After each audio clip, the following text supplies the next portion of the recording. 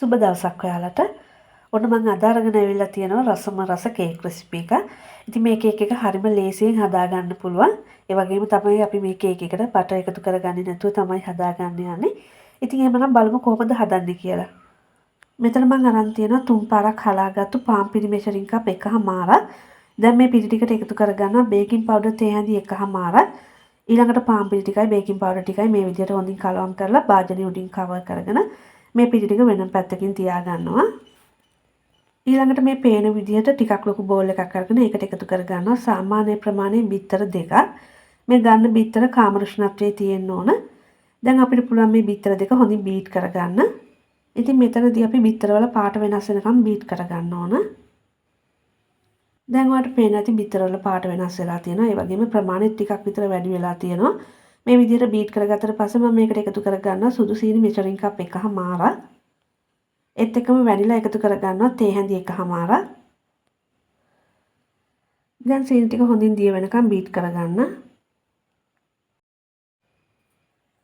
සීනි ටික දිය වෙනකම් බීට් කරගත්තට පස්සේ මම මේකට එකතු කරගන්නවා සන්ෆ්ලවර් ඔයිල් වලින් මෙෂරින් කප් 3 කාලක්. දැන් අපි එකතු කරගත්තු තෙල් ටික හොඳින් මිශ්‍ර වෙනකම් විනාඩියක් විතර බීට් කරගන්න.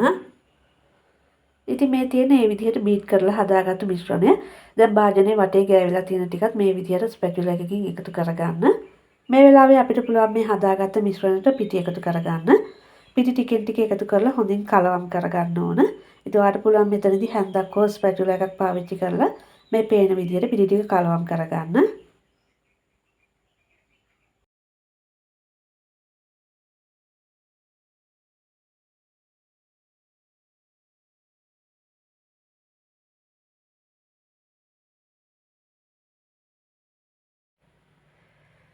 අන්තිම පිටි ටිකත් එකතු කරගෙන මේ විදිහට හොඳින් කලවම් කරගත්තට පස්සේ මම මේකට එකතු කරගන්නවා ෆ්‍රෙෂ් මිල්ක් මේස් හැඳි 3ක් විතර.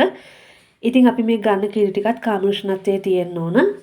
දැන් එකතු කරගත්තු කිරි ටිකත් හොඳින් කලවම් කරගන්න. කිරි ටික මිශ්‍රණයත් එක්ක හොඳින් කලවම් වුණාට පස්සේ මම මේකට එකතු කරගන්නවා ටුටි ෆ්‍රූටි වලින් මේස් හැඳි 2ක් විතර. ඉතින් මෙතනදී මුලින්ම ටුටි ෆ්‍රූටි ටිකට පාන් පිටි තේ හැඳක් දාලා හොඳින් කලවම් කරගන්න.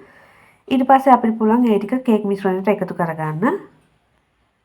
මේ වෙලාවේ oven එකත් ප්‍රීහීට් කරගන්න සෙල්සියස් අංශක 170ට විනාඩි 10ක් විතර. ඉතින් දැන් මම කේක් බැටර් එක හදාගෙන ඉවරයි. අපිට පුළුවන් මේක ට්‍රේ එකකට දාගන්න. ඉතින් මේ තියෙන්නේ මම කලින් ලෑස්ති කරගත්තු ට්‍රේ එක. ඉතින් කේක් බැටර් එක හදාගන්න කලින්ම කේක් ට්‍රේ එක ලෑස්ති කරලා තියාගන්න. ඒ වගේම තමයි මම මෙතන අරගෙන තියෙන්නේ අඟල් 6ක් දිග අඟල් 6ක් පළ ට්‍රේ එකක්.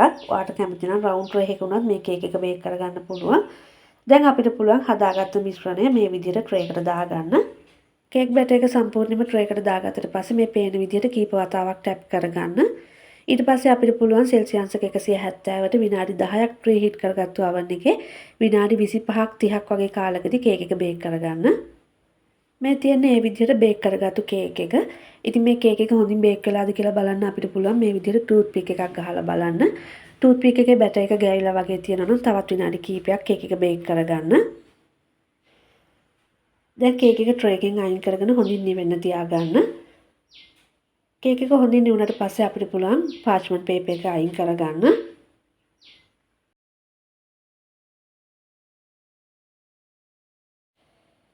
ඉතින් දැන් මේ කේක් එක හොඳින් නිවිලා තියෙන්නේ. අපිට පුළුවන් කැමති සයිස් එකේ කෑලි වලට කපා ගන්න.